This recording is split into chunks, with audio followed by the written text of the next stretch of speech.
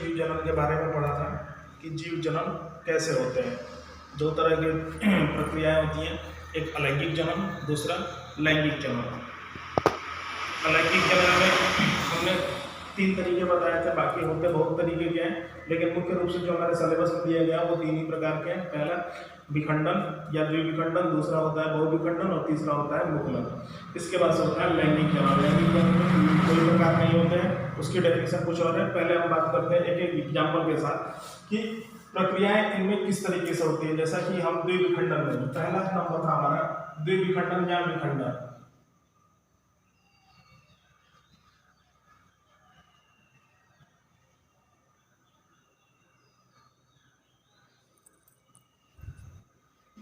द्विविखंडन,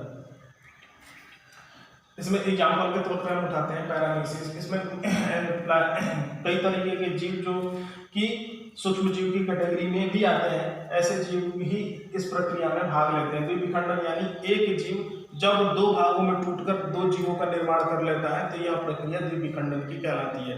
तो सबसे पहले क्या होता है कि इस जीवधारी में एक केंद्रक होता है। उस जैसे हम अमीबा को एग्जाम्पल ले लेते हैं, तो इसका एक ही हमारा केंद्रक होता है। यहाँ पे ये इसका एक केंद्रक होता है। अब यह क्या होगा, सबसे पहले बात करते हैं इस केंद्रक की। पहले केंद्रक विभाजन होता है, इसके बाद से इस जीवधारी का शरीर विभाजित होता है। केंद्रक विभाजन के बारे में आप आगे भी डिटेल में पढ़ेंगे, अभी बस थोड़ा सा हम इसको समझाते हैं। जैसे कि यह हमारा केंद्रक हो गया। सबसे पहले केंद्र क्या करता है, धीरे धीरे अपना आकार बदलना शुरू करता है। जैसे धीरे धीरे यह क्या होता है, आकार बदलना शुरू कर देता है, और आकार बदलते बदलते एक कंडीशन ऐसी आती है कि यह इंग्लिश में 8 की आकार का होता है। जैसे ही यह 8 के आकार का होता है, वह क्या करता है, 2 भागों में विभाजित हो जाता है। यहाँ से एक अमीबा का निर्माण, यहाँ से दूसरे अमीबा का निर्माण हो जाता है।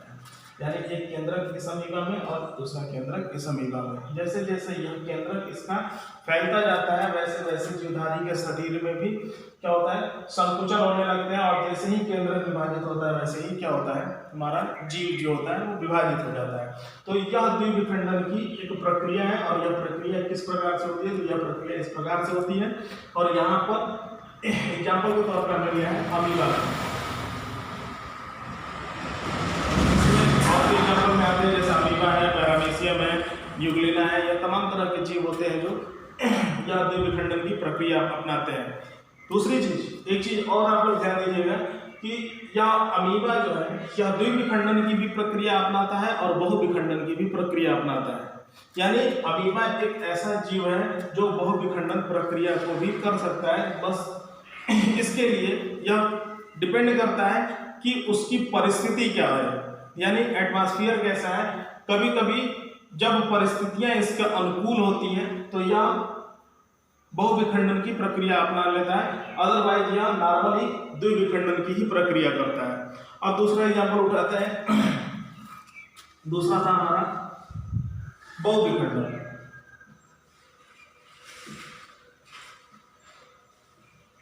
बहुविखंडन यानी ऐसे जीव जो अपने आप को 1 से 1000 भागों में तोड़ लेते हैं, यह बहुविखंडन की प्रक्रिया कहलाती है। यानी एक ही जीव से 1000 जीव बन जाते हैं। तो इसमें लगभग आते हैं, लगभग इसके एग्जाम्पल के तौर पर हम देखें तो इसमें वायरस आते हैं। तो वायरस जो होते हैं, जैसे हम बात करते हैं प्लाज्मोडियम की, प्लाज्मोडियम जो होता है वह मलेरिया का वायरस होता है। यानी मलेरिया का जो वायरस होता है उसका नाम प्लाज्मोडियम होता है। और प्लाज्मोडियम जो होता है यह बहुविखंडन की प्रक्रिया को अंजाम देता है।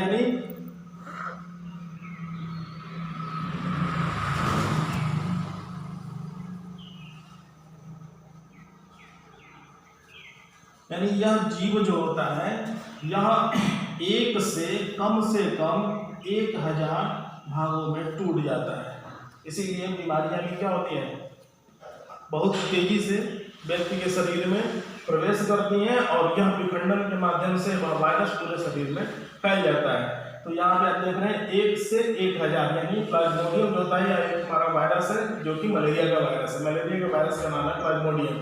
और यह 1 से 1000 भागों में टूटने की क्षमता को अपने पास रखता है। तीसरी चीज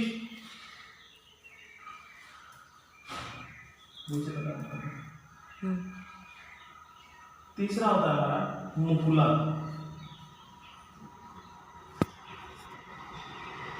ध्यान से देखिएगा, मुकुलन इसमें हम एग्जाम्पल के तौर पे लेते हैं हाइड्रा।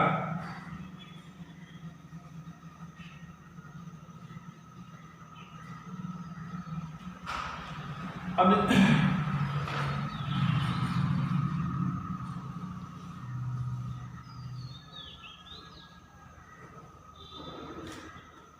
यह हमारा हाइड्रा है। अब सबसे पहले क्या होगा कि मुकुलन विधि से या मुकुलन के माध्यम से जीवों का जो विखंडन होता है, विखंडन की यह भी प्रक्रिया हमारी विखंडन की है, लेकिन यहाँ पर विखंडन की जो प्रक्रिया है वह थोड़ी सी बदल जाती है। अब कैसे बदलती है तो देखिए, सबसे पहले क्या होगा कि इस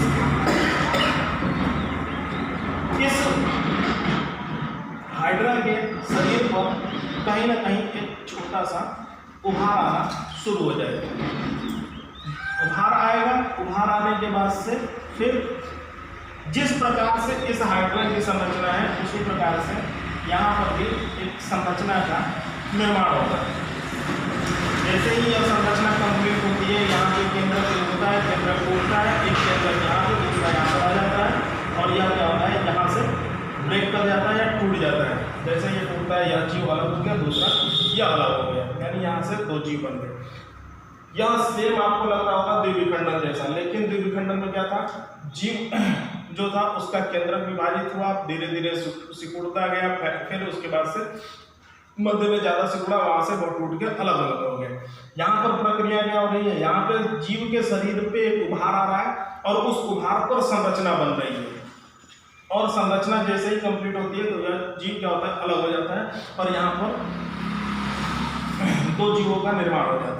अब सबसे बड़ी और एक खास चीज इनकी कि चाहे वह द्विविखंडन हो, बहुविखंडन हो या मुकुलन हो, किसी भी तरह का विखंडन हो या अलैंगिक प्रकार से जितने भी जीव जनन कर रहे हैं, उन जीवों के जनन करने के बाद से यानी 1 से 2 का निर्माण या 1 से 1000 का निर्माण या फिर इस तरीके से विखंडन हो रहा है।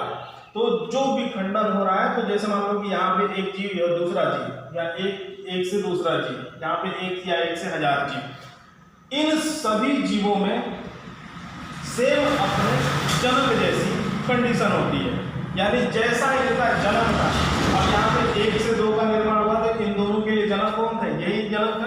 तो इस जनक के अंदर जितने भी गुण थे वह पूरे के पूरे गुण इन दोनों में उपस्थित होंगे, यानी यह अपने जनक से किसी भी प्रकार से भिन्न नहीं होगा, चाहे वह 1 से 2 में बढ़ रहा हो या 1 से 1000 में या फिर मुकुलन की प्रक्रिया के माध्यम से वह जीव का निर्माण हो रहा हो। दूसरी चीज कि इस पृथ्वी पर ये जो जीव हैं, इन जीवों को हम अमर जीव बोलते हैं, यानी ऐसे जीव जो कभी न मरे। आप देख रहे हैं कि जैसे ही इनके विनाश का या खत्म होने का समय आता है, या क्या करते हैं जीव, अपने आप को 2 भागों में या 1000 भागों में बांट लेते हैं और फिर नए जीव का निर्माण होता है और या फिर इनकी लाइफ बढ़ जाती है। यह इतने सूक्ष्म जीव होते हैं कि हम नंगी आंख से देखे नहीं जा सकते हैं, लेकिन अब आप कहोगे कि इस तरीके से अगर ये अमर जीवन कभी मरेंगे नहीं और प्रक्रिया इनकी क्या हो रही है, लगातार वृद्धि की होती जा रही है, तो एक समय तो ऐसा भी आएगा कि अब पूरी पृथ्वी पर इन्हीं की प्रजातियां होंगी। तो यह जीव अमर जीव होते हैं, लेकिन इनको भी प्रजनन करने के लिए या जीवित रहने के लिए परिस्थितियां भी मैटर करती हैं कि किस परिस्थिति में यह जीवित रह सकती है, किस परिस्थिति में प्रजनन कर सकती है, नहीं कर सकती है, यह सभी चीज़ें डिपेंड करती हैं। और धूप में या जो गर्म प्रदेश होते हैं वहाँ पर इस तरह के जीव नहीं पनप पाते हैं। इसीलिए जैसे काई भी है, तो काई भी क्या है, एक प्रकार का हमारा जीव है जो धीरे धीरे क्या होता है पनपता रहता है, जहाँ पे नमी होती है वहाँ पे दिखेगा, और जहाँ पे धूप होगी वहाँ पे इकाई हमको नहीं दिखती है। तो यह परिस्थितियाँ डिपेंड करती हैं कि किस परिस्थिति में कौन सा जीव विकसित हो रहा है और कौन सा जीव विकसित नहीं हो रहा है। यह जीव मरते नहीं हैं, और इन्हीं जीवों को हम पृथ्वी पर अमर जीव बोलते हैं, क्योंकि पृथ्वी पर जो जन्म लेता है वह निश्चित मरता है, और यह कुछ जीव ऐसे हैं जो मरते नहीं हैं, इसीलिए इनको हम अमर जीव बोलते हैं। अब दूसरी चीजें बात करते हैं लैंगिक जनन की। लैंगिक जनन होता क्या है?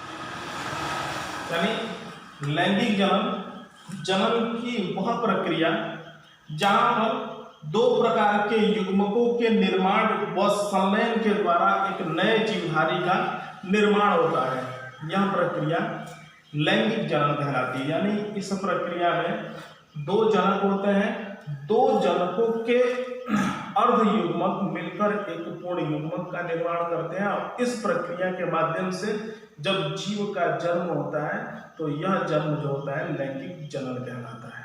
यानी यहाँ पर नर और मादा की कंडीशन आ जाती है, यहाँ पे नर और मादा होते हैं, और इनके निषेचन के पश्चात एक नए जीवधारी की या एक नए प्रकार की संतति की उत्पत्ति होती है, और इस प्रकार से जो जीव जन्म लेता है या नई प्रजाति नई चीजों का विकास होता है, यह प्रक्रिया हमारी लैंगिक जनन कहलाती है। इस जनन में कुछ चीजें हैं जो बहुत इंपॉर्टेंट है कि जनन से पूर्व की घटनाएं क्या कहलाती हैं, जन्म के बाद की घटनाएं क्या कहलाती हैं। तो इस आधार पर इसे तीन भागों से समझा जा सकता है। पहला निषेचन पश्च घटनाएं, दूसरा निषेचन, और तीसरा निषेचन पूर्व घटनाएं।